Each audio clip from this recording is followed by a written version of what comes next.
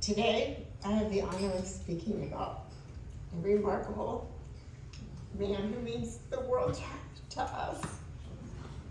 To you all, he is John Clendenning. To us, he is Daddy. Daddy was the original Disneyland dad.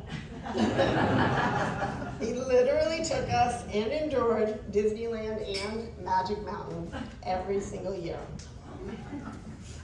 He also braved ice skating at Topanga Plaza. We had no idea that he hated skating. We didn't find this out until years later. We camped at El Capitan, which we loved. We also went to Carpinteria many summers.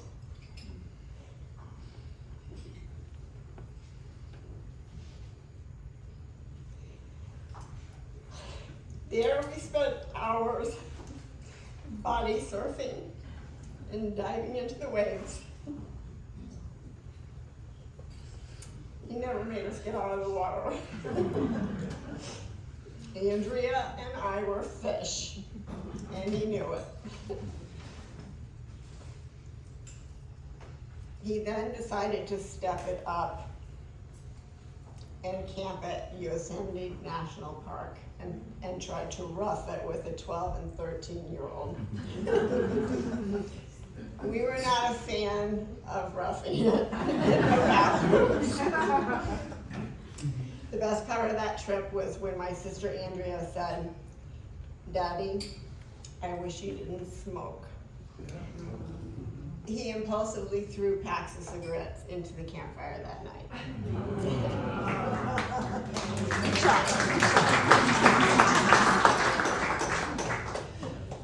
He exposed us to culture, concerts, plays, ballets, musicals, a few operas, which we weren't a fan of. At events, he was so dashing, and all of you already know this, he was so dashing that people mistook him for a movie star himself.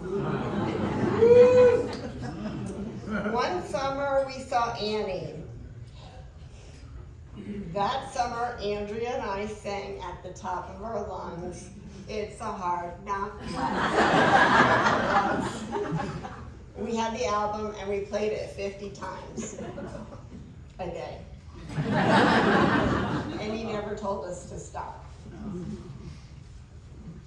We went to sleep at the sound of his typewriter. We love that sound. Sometimes we went to his college, Cal State Northridge, with him. His secretaries let us roll around the halls in office chairs playing secretary. We loved it. Whenever we met his colleagues, they would say with awe and wonder, "You are John Clendenning's daughters?" We were so proud. Daddy taught us the significance of suiting up and showing up. And let's not forget the lesson of always looking your best. Daddy's the kind of man who owns his tuxedo, never rents one. He literally made it a goal to get himself in tip-top shape and to look like $1 million for our weddings.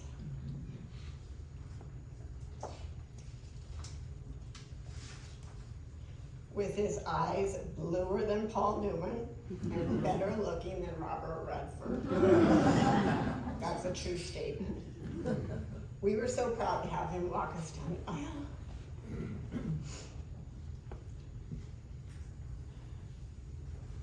He demonstrated the importance of physical fitness by living it himself.